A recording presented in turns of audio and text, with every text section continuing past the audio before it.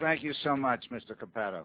By the way, I realize that between us we left out one of the favorite punchlines of the IAL, which is we're seeking to replace the law of the jungle with the rule of law. We are open for questions.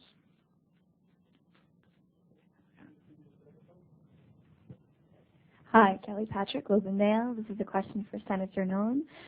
I'm wondering if you can explain to me why it is you think that it will be so difficult for Canada to reform its drug laws or to actually legalize if the U.S. is not following in suit. We're living a global, we cannot isolate ourselves or ignore the fact that our U.S. Neighbors are there. Like I said in my remarks, we're a sovereign country.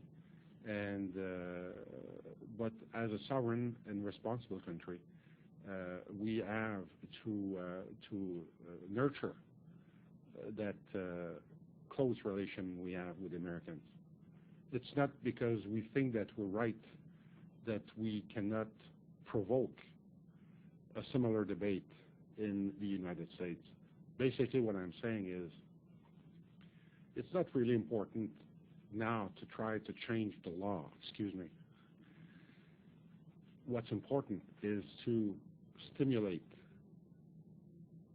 amongst not only within the Canadian population, but also within the American population, an informed and important debate. There's many questions parents have.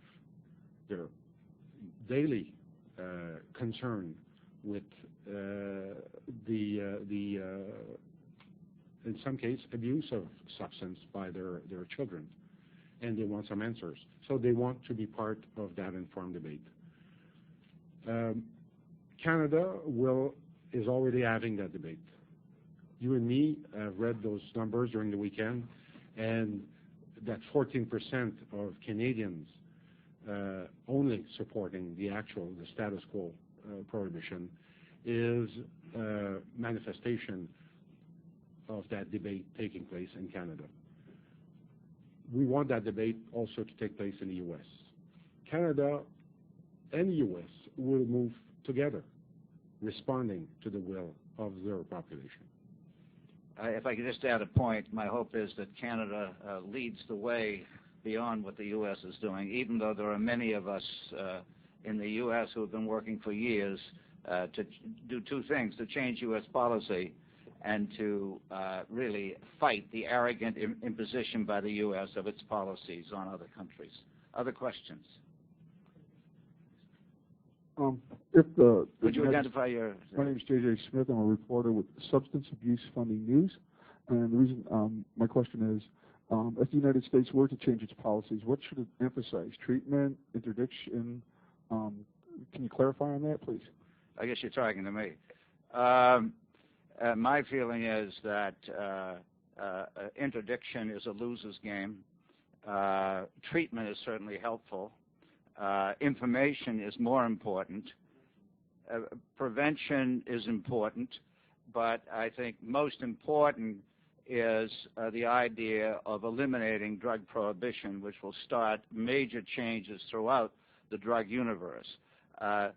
I guess I would emphasize objective information, as does the senator from Canada.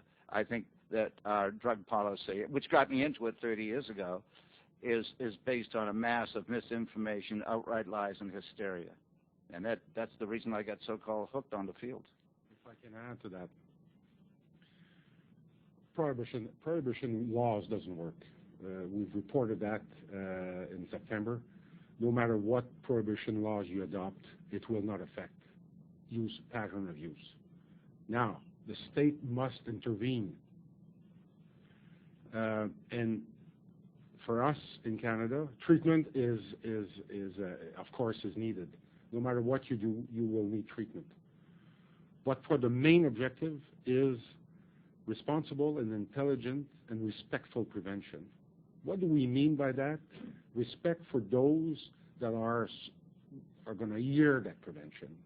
Not to take them as stupid, but to be respectful for those who will hear that prevention effort. that is, for us, the most important objective of any change. And it's, you know what? It's not very easy to do that. It's very easy to adopt law. But to do some real prevention, respectful prevention, that's a tough job. But we have to do it. I can add that how can I say this without invading privacy? A child I know goes to a very good private school, an unidentified child, and a parent, an unidentified parent, saw the information on drug policy from this high-class private school, and I read it. All I'm saying is the information given out to parents, as you pointed out, and to adults is just utterly terrible, and we have a responsibility to try to straighten it out. Another question, yes. I'm Stephen Wishniak from High Times, and my question is, if you were to legalize marijuana in Canada, what kind of regulation would it be? What kind of model would you use? Would it be like alcohol sold in liquor stores? Would home cultivation be allowed? Knowing that it is different first from province to province in my own country, and also different from your country to my country, the best model for what I can see is how beer and wine is regulated in my province. In Quebec, you can make your own beer or wine for your own use, and even for you to give to your friends. But you're not allowed to sell it, because we want to make sure that when there's a label and the word wine or beer is on the bottle, we want to make sure it's real wine or real beer, because for what? Why? Health protection reasons. So that for me, as a Quebecer, I see that model as a good model. So the state must be directly involved in licensing, production, distribution, and sale.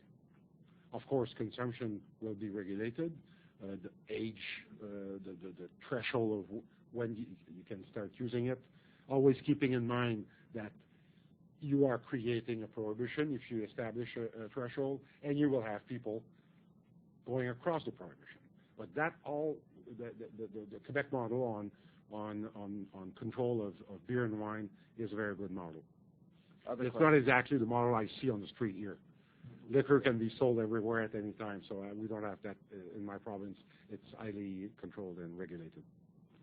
You know, in the UK, you can get it out of vending machines. Yeah, well, it's not the vending machine that I have a problem with. Who's controlling the time and the vending machine's access to?